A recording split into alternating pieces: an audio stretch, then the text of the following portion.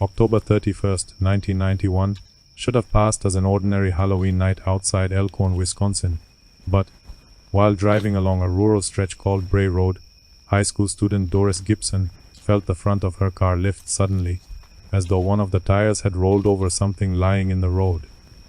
Believing she had struck an animal, Gipson continued another 50 or 60 feet before stopping to see what had happened. When she stepped from the car, there was no body behind her, no obvious blood on the pavement, and nothing she could see that explained what had lifted the tire. Then, she noticed something moving toward her. Gipson later told local reporter Linda Godfrey that the animal was large, covered in long dark brown hair, and approaching quickly enough that she had little time to study it. What disturbed her most was the way it seemed to move, because she believed she could see its chest clearly enough to think the animal was running toward her on two legs. She made it back inside the vehicle and accelerated, but, according to her account, the animal reached the rear of the car before she could get completely away, struck or grabbed the trunk, then slid across the damp surface as she escaped. Gipson later said scratches remained on the vehicle, although no examination ever established what caused them. If that had been the only strange story connected to Bray Road, it probably would have remained one frightening Halloween encounter involving a teenager and an animal she could not identify. But Doris was not the first. Before television crews arrived, before the story spread across the country, and before most people outside Wisconsin had ever heard the name Beast of Bray Road, a Walworth County Humane officer had already started collecting unusual animal reports inside a manila folder. Written across the front was one word: werewolf. That label did not mean county officials believed a supernatural creature was roaming Wisconsin. What it meant was that enough strange reports had already accumulated for somebody responsible for dealing with animals to decide they were worth keeping. And that creates the real mystery at the center of this case. Why were people around the same rural road already describing animals they could not identify before there was a famous monster story for them to copy? Later that same Halloween night, Gipson picked up an 11-year-old girl who had been out trick-or-treating, and the two drove through the area again. According to Gipson, the younger girl suddenly noticed something near the roadside, and whatever was there appeared to be kneeling. Gipson did not stop a second time, but that detail mattered, because another woman had described something remarkably similar roughly 2 years earlier. During the fall of 1989, Lori Endrizzi had been driving along Bray Road when she noticed something beside the pavement. When Godfrey first published the account, Endrizzi's identity was protected under the name Barbara, although she later spoke publicly about what she believed she had seen. Her first impression was not that she was looking at an animal. Whatever was beside the road appeared to be kneeling in a posture human enough for her to think somebody might be crouched near the pavement. As she drove closer, that impression became much harder to maintain. Endrizzi described brownish-gray hair, pointed ears, a long muzzle, large teeth, and claws that appeared much longer than she expected to see on an ordinary dog. She estimated the figure at roughly 5 feet 7 inches tall, and around 150 pounds. That estimate matters, because later versions of the beast would often describe something much larger, sometimes towering over people, even though Endrizzi's original description placed the figure much closer to human height. The stranger part of her account concerned what the animal appeared to be doing. Endrizzi said it seemed to be holding roadkill between its front limbs while feeding, with the paws or hands turned upward, in a way she found difficult to reconcile with an ordinary canine. As her headlights crossed the animal, she said it turned and looked toward her vehicle. Its eyes appeared to glow, although Endrizzi herself later acknowledged that the effect was probably caused by the headlights reflecting back at her. That detail is worth remembering, because she was not trying to make every part of the encounter supernatural. What stayed with her was the posture, the apparent claws, and the way the animal seemed to be using its front limbs while feeding. Endrizzi did not immediately turn the experience into a public story. For roughly 2 years, she spoke about it only with a small number of people, because she expected most others would dismiss her. That changed after she heard that somebody else had reported something unusual on Bray Road. By the time she finally spoke in detail with Linda Godfrey, Endrizzi had already heard another story, and had even searched through books at a library for an illustration resembling what she remembered. She found an image of a werewolf that, in her opinion, looked similar. That creates an important complication. The alleged encounter may have happened before the legend, but the detailed description was recorded only after Endrizzi had heard another report and had begun comparing what she remembered with images of werewolves. Endrizzi was not the only person claiming to have seen an unusual animal around the same time.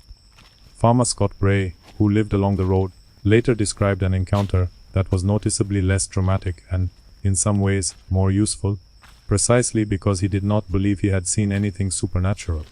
When Wisconsin Public Television interviewed him in April 1992, Bray said he had seen an animal on his property during the fall of 1989, with a rough coat, long hair, a heavy-looking front end, and an unusual way of moving. His first impression was that he was looking at some kind of dog. The animal's proportions and gait simply seemed wrong enough that the encounter stayed with him. Bray later reported finding a large footprint in the area, although no surviving analysis established that the track belonged to anything unknown. His account complicates the mystery because, if Bray and Endrizzi encountered the same type of animal, they interpreted it very differently. One witness initially mistook the posture for that of a person before noticing canine features, while the other thought he had seen an unusually built dog. That could mean they encountered different animals, or it could show how dramatically distance, darkness, expectation, and viewing angle can alter what somebody believes they are seeing. The picture became even less clear when Karen Bowey told Godfrey about an encounter involving her daughter Heather, which the earliest published account placed roughly 2 years before the story became public. Heather had reportedly been outside with another child when they noticed what they first assumed was a large dog. According to her account, the animal then stood upright. She described silver-colored fur mixed with brown, a face that reminded her of a coyote, and hind legs that seemed different from those of an ordinary dog. When the children ran toward the house, Heather said the animal followed with several large leaps before turning away toward a cornfield. The adults did not immediately treat the story as evidence of anything extraordinary. Heather's mother later admitted that, when the frightened child first asked them to investigate, they dismissed the account. Only after other people began talking about unusual animals around Bray Road did that earlier experience start to look like part of something larger.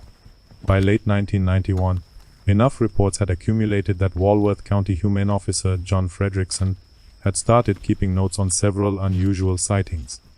When Linda Godfrey began asking questions, Fredrickson reportedly had somewhere around 6 or 7 reports collected inside the manila folder that would become one of the most important details in the entire case. The label said werewolf. Fredrickson's explanation was much less dramatic. He believed witnesses might have been seeing coyotes, wolves, or other known animals under unusual conditions. One report involved a pointed-eared creature that was said to have chased a deer while appearing to move upright, and Fredrickson suggested that a canine preparing to pounce could spring upward, in a way that might briefly make it look as though it had stood on 2 legs. For a quick glimpse under poor conditions, that explanation is reasonable. It becomes harder to apply to Endrizzi's account, because she did not describe a split-second jump. She believed she watched something kneeling beside the road long enough to initially mistake its posture for that of a person. The problem is that all of those details survived through testimony, which left Godfrey trying to decide whether she had uncovered one strange local animal story or several unrelated encounters that were beginning to merge. Godfrey worked for The Week, a local Walworth County newspaper, and initially considered the werewolf idea ridiculous. That became harder to dismiss once she began speaking with people who insisted they had experienced something unusual. On December 29, 1991, her article, Tracking Down the Beast of Bray Road, was published. Rather than announcing that a werewolf had been discovered, Godfrey presented the witness accounts alongside Fredrickson's conventional explanations, rumors she could not verify, and differences between descriptions that would become much less obvious once the story left Elkhorn. Regional coverage spread quickly, the Associated Press eventually picked up the story, and television crews, radio programs, and national tabloids soon arrived with a version that was much easier to understand and much easier to sell. Several residents who had described different unidentified animals were gradually folded into one cleaner story. Wisconsin had a werewolf. That was where the mystery changed. Before the national attention arrived, the witnesses had described animals that overlapped in certain ways, without ever matching perfectly. Scott Bray described something like a strange dog. Heather Bowey described a coyote-like animal that reportedly stood upright. Lori Endrizzi described a human-sized canine figure kneeling beside the road, and Doris Gipson described a large hairy animal that she believed ran toward her on two legs. Once those accounts entered national circulation, the differences mattered less, and the similarities mattered more, until several uncertain encounters began to look like repeated sightings of one recognizable creature. The evidence had not become clearer. The legend had. Wisconsin Public Television investigated the story in April 1992, interviewing several people connected with the early reports, while also examining how the case had changed after leaving local newspapers. Reporter Art Hackett spoke with Scott Bray and Lori Endrizzi, and the segment showed how quickly some national coverage had moved beyond what the witnesses themselves were saying. At least one supermarket tabloid had recycled material from earlier newspaper reports, rather than conducting all of the interviews it appeared to present as original. Endrizzi herself pushed back against claims that Elkhorn residents were barricading themselves indoors because they were terrified of a monster. As far as anyone knew, nobody had actually been attacked. The national version needed a frightened town and a recognizable creature, while many of the people actually living there were still trying to decide whether anybody had seen something stranger than an unusual dog. Strip away the werewolf name, the tabloids, and everything added after the story became famous, and the question becomes surprisingly narrow. Can one known animal account for what the earliest witnesses actually described? A coyote could explain the pointed ears, canine face, and even a brief impression of upright movement, if the animal were jumping or pouncing, while a wolf or large domestic dog fits Scott Bray's account especially well, because Bray himself thought he had seen some kind of dog. Those explanations become less comfortable when applied to witnesses who believed the animal remained upright, or, in Endrizzi's case, appeared to kneel and use its front limbs while feeding. A black bear creates another possibility, because bears can stand upright and look remarkably unfamiliar under poor lighting, although the earliest accounts repeatedly emphasized pointed ears and canine-looking muzzles. None of those inconsistencies makes an unknown creature more likely. Instead, they raise a different possibility.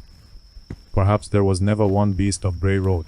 Scott Bray may have seen a large dog or unusual canine. Another witness may have encountered a coyote under poor conditions, and somebody else may have seen a bear or another known animal before fear, memory, and local rumor gradually pulled those separate experiences toward the same emerging image. That would explain why the descriptions overlap without matching perfectly, and it would also explain why the creature became far more consistent only after newspapers and television began repeating the same basic story. What that possibility cannot completely erase is the timing. Several encounters were said to have occurred before the Beast of Bray Road became nationally famous, and Fredrickson had already begun collecting unusual reports by the time Linda Godfrey started investigating. If every witness had appeared only after television crews began asking people about a Wisconsin werewolf, publicity, expectation, and local folklore could explain almost everything. But some of the stories were already there. That leaves a smaller and more difficult question.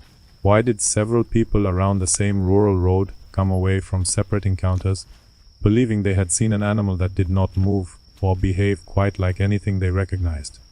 Ordinary wildlife may have looked unfamiliar under poor conditions. Several different animals may have become one creature only after the stories were compared. Memory may also have changed, as the legend formed around the people who helped create it without realizing they were doing so.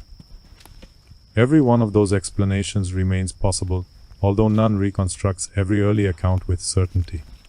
What can be established is that, when Linda Godfrey finally began looking into the rumors in late 1991, she did not have to invent a monster story from nothing. She found residents who were already talking, a farmer who remembered an unusual animal, witnesses who described upright or kneeling behavior, and a county humane officer who had already decided the reports were strange enough to keep. Inside his desk was a manila folder containing those accounts, and written across the front was a label much more certain than anything investigators ever found inside it. Werewolf.